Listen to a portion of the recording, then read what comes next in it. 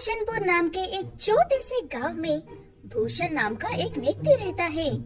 भूषण का दिमाग और उसके चातुर दिमाग के सामने कोई टिक ही नहीं पाता है। इतना होशियार होने के बाद भी भूषण बेरोजगार है, इसलिए दिन भर अपने जैसे बेरोजगारों के साथ बैठकर समय की बर्बादी करता रहता है।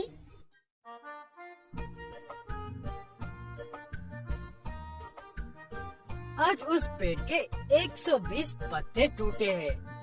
चाहो तो शर्त लगा लो, लेकिन गिनना तो तुम्हें ही पड़ेगा, क्योंकि मैं तो जानता हूँ वो 120 है। अगर तू कह रहा है तो वो 100 बस हो भी सकते हैं। तो जैसे चातुर इंसान से शर्त लगाकर हारने का कोई शक नहीं है मुझे। तो मेले में एक ऐसी चीज, एक ऐसा खेल देखा है कि उसे पूरा करना हमारे इस चातुर के बस के भी नहीं है। वो बात सुनते ही भूषण की आंखें घमंड से लाल हो जाते हैं और वो अपने दोस्त दिनेश से पूछता है कि ऐसे खेल है जो वो नहीं जीत सकता है, वो भी एक बच्चों के मेले में। तब भूषण का दोस्त दिनेश, यहाँ पर खड़ा होकर समझाऊंगा तो मजा नहीं आएगा। शाम को मेले में जाते हैं, तैयार रहना। तुम भी मंगेश। ऐसे कहकर दिनेश वहाँ से चला जाता है। शाम को सभी दोस्त अच्छे से तैयार होकर मेले में जाते हैं। वहाँ पर भूषण के दोस्त दिनेश उसे एक खेल दिखाता है। एक टेबल पर थोड़ी थोड़ी दूर पर कुछ सामान रखे हुए थे, जैसे कि 10 से लेकर 100 रुपए के नोट और बिस्किट, चॉकलेट और साबुन। उस दुकान का मालिक 10 रुपए में 3 रिंग देकर किसी भी 3 वस्तु पर रिंग डालने पर वो वस्तु उन्हें दे रहा था। अबे ये तो चक्री खेल है। मैं बचपन से खेलता आ रहा हूँ। आओ खेलते हैं, बहुत मजा आने वाला है। ये खेल तो मैं भी जानता हूँ, लेकिन कभी खेल कर नहीं देखा है। चलो खेलते हैं। ऐसे कहते हुए भूषण, मंगेश और दिनेश चक्री खेल खेलने के लिए कुछ रिंग्स लेते हैं। भूषण अपने 3 रिंग्स में एक से भी नहीं डाल पाता है। अबे तूने नाक काटा दे हमारे। ये एक भी रिंग नहीं डाल पाया।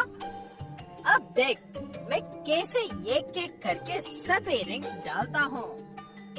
ऐसे कहते हुए मंगेश पहले रिंग एक बिस्किट के पैकेट पर डालता है और बाकी के वेस्ट कर देता है। ये तुम में से किसी का भी बस की बात नहीं है। हटो यहाँ से, मैं दिखाता हूँ इसे कैसे डालते हैं।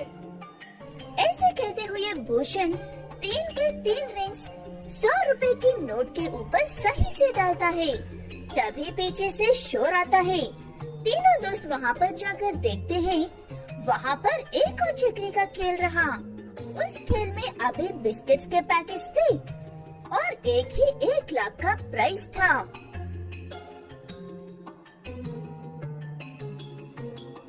हम सब तब से वहाँ पर वक्त क्यों बर्बाद कर रहे थे? असली खेल तो यहाँ पर है।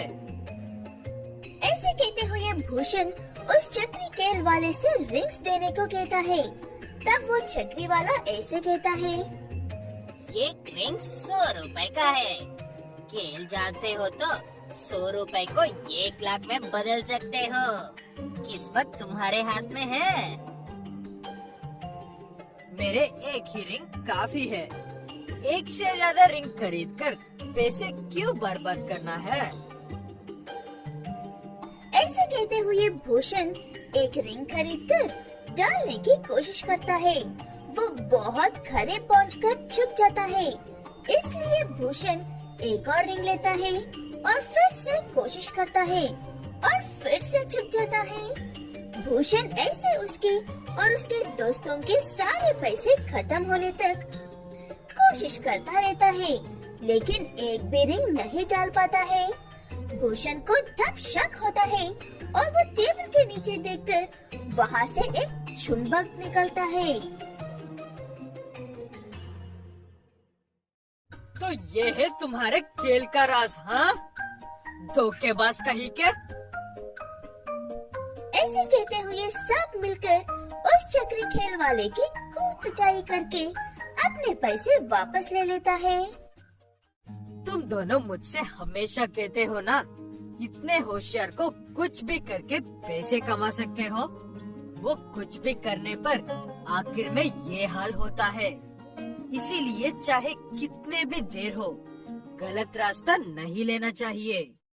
बूटीपुर नाम के गांव में चाणक्य नाम का एक व्यक्ति रहता था। चाणक्य के पिता नरेंद्र एक किसान है जो हमेशा मकाई के दानों की फसल उगाते हैं। नरेंद्र एक बहुत ही अच्छा इंसान है, इसलिए गांव के बच्चे और बड़े सभी लोग नरेंद्र की इज्जत करते हैं और अच्छे से बात करते हैं।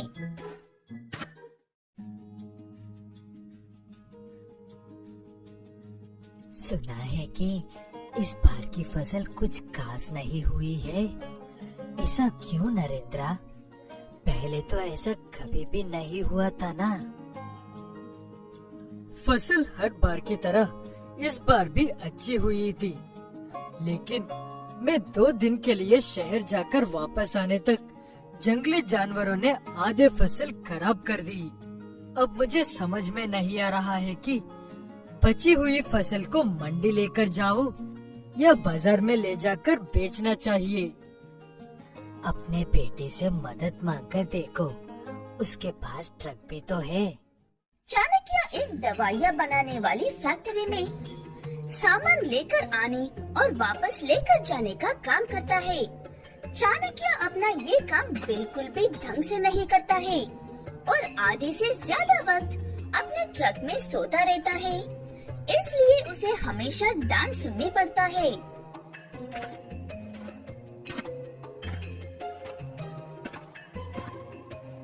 ओए चाणक्य, उठो, नींद से जागो महाराज।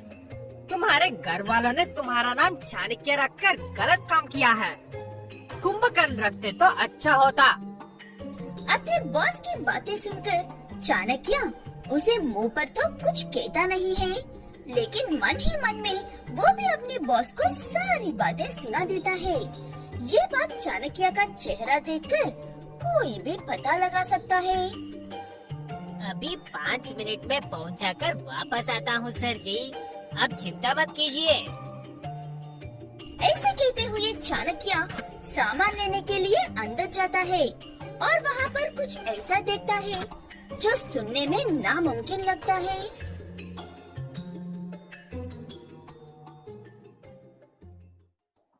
इस लिक्विड की एक बूंद किसी भी चीज का साइज दुगना कर सकती है। इसीलिए मुझे नहीं लगता कि इसे चाणक्य जैसे मूर्ख को ये देकर बेचना चाहिए। उसे देकर बेचना ही सही होगा। किसी समझदार या होशियार को ये काम देंगे तो सामान गायब होने का खतरा लगा रहेगा।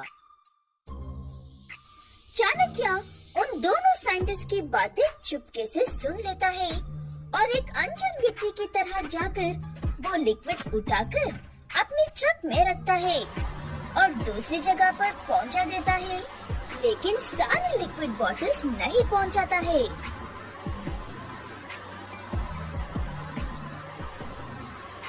ये लोग मुझे समझते क्या है? ये लिक्विड मेरा किसी न किसी काम को आ ही जाएगा, इसीलिए 2 बोतल रख लेता हूँ। ऐसे कहते हुए 2 लिक्विड के बॉटल्स अपने पास रखकर घर लौट जाता है चाणक्य। घर पहुंचने के बाद उसके पिता उससे ऐसे कहता है, चाणक्य बेटा, क्या तुम इस बार की फसल बेचने में मेरी मदद करोगे? मेरे पास ये सब फालतू कामों के लिए वक्त नहीं है पिताजी। अब जानते भी हो मैं कितना व्यस्त रहने वाला व्यक्ति हूँ। ऐसे अपने ही पिता को डांट कर सो जाता है चाणक्य। लेकिन उसे नींद नहीं आती है और मन में अजीब अजीब ख्याल आने लगता है।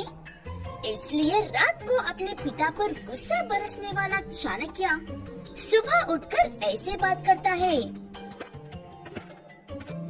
रात को मैंने जो कहा उसके लिए मुझे माफ कर दीजिए पिताजी। अब घर पर ही रहकर आराम कीजिए। मैं आपकी सारी फसल बेच कर दूंगा।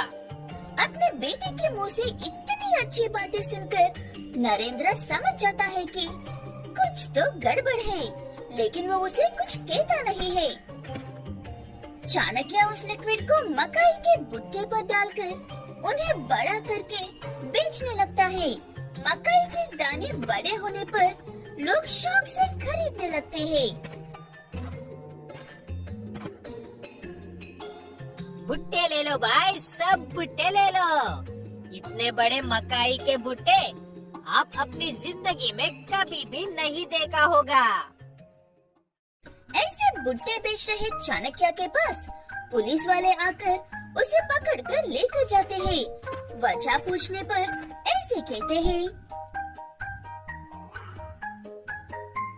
ये जहाँ पर काम करता था वहाँ से कुछ ऐसा चुरा कर आया है जिसके कीमती करोड़ों में है। ऐसे कहते हुए पुलिस वाले चाणक्य को लेकर जाते हैं।